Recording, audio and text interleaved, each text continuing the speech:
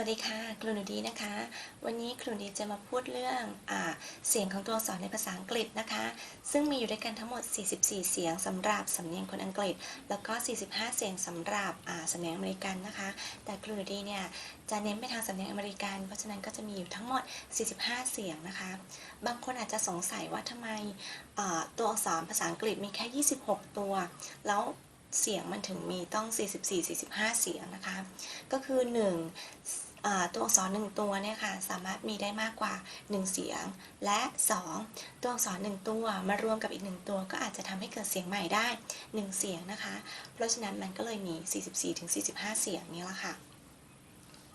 ทีนี้อย่างที่คุณดีเคยบอกว่าเสียงในภาษาไทยกับภาษาอังกฤษเนี่ย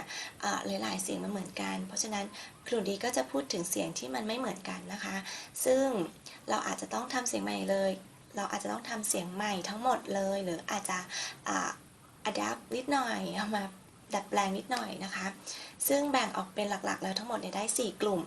กลุ่มแรกก็คือเป็นกลุ่มที่เราจะต้องเอาเสียงสระของเราค่ะ2ตัวมารวมกันให้กลายเป็นเสียงสระของเขาเสียงเดียวอย่างเช่นเสียง a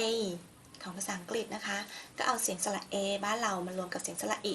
จาก a ก็กลายเป็น a อีเร็วขึ้นค่ะ a today is Monday today ค่ะสำหรับกลุ่มที่2นะคะก็เป็นกลุ่มที่เพิ่มเสียงตัว r เข้าไปข้างหลังเสียงสระบ้านเรานะคะจากเสียง ear เสียง ear บ้านเรานะคะก็กลายเป็นear แล้วก็เติมเสียงลงไป ear งอลิ้นตอนจบนั่นเองนะคะ ear Can you hear me ear Can you hear me อย่างนี้เป็นต้นนะคะแต่สำหรับคนอังกฤษเนี่ยเขาจะเหมือนบ้านเราเลยเขาก็คือ ear hear อย่างนี้ไม่งอลิ้นนะคะแต่คนอเมริกันเขาติดงอลิ้นก็จะมีการงอลิ้นตอนจบสำหรับคำที่มี r อยู่ข้างหลังแล้วนะคะไม่ใช่กลุ่มสุดท้ายกลุ่มที่3ค่ะก็เป็นกลุ่มที่เป็นตัวอักษรที่มีอยู่ในบ้านเรานะคะเพียงแต่ว่าของเราจะเป็นเสียงสั่นในขณะที่ของเขาเนี่ยมีแต่เสียงลมอย่างเช่นเสียงตัว f นะคะเห็นไหมคะมีแต่ลมแต่ว่ามันตรงกับฟอฟันบ้านเราฟอเห็นไหมคะเป็นตัวอักษรที่ตะโกนได้ฟอมีเสียงนะคะเพราะฉะนั้นมันก็จะมีปัญหาโดยเฉพาะเสียงท้ายนะคะถ้าเราไม่ออกเสียงเนี่ยเราออกเป็นแทนที่เราจะออกว่า knife เราออกว่า night ฝรั่งเขาก็จะแบบไม่แน่ใจคุณหมายถึง night หรือหมายถึง nice ที่แปลว่าดีกันแน่อะไรเงี้ยค่ะเพราะฉะนั้นก็พยายามออกเสียงลมเหล่านี้ให้คล่องนะคะเพื่อที่เราก็จะได้ออกเสียงคำต่างๆได้ใกล้เคียงกับเจ้าของภาษามากขึ้นแล้วกลุ่มที่4นะคะก็คือกลุ่มสุดท้าย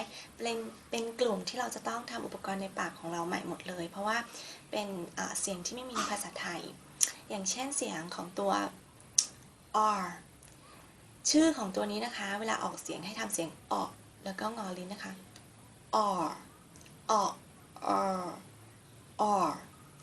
r เสียงนี้นะคะเวลาทำเสียงของมันชื่อของมันคือ r แต่เวลาทำเสียงของมันนะคะให้ปากจู่แล้วงอลิ้นค่ะ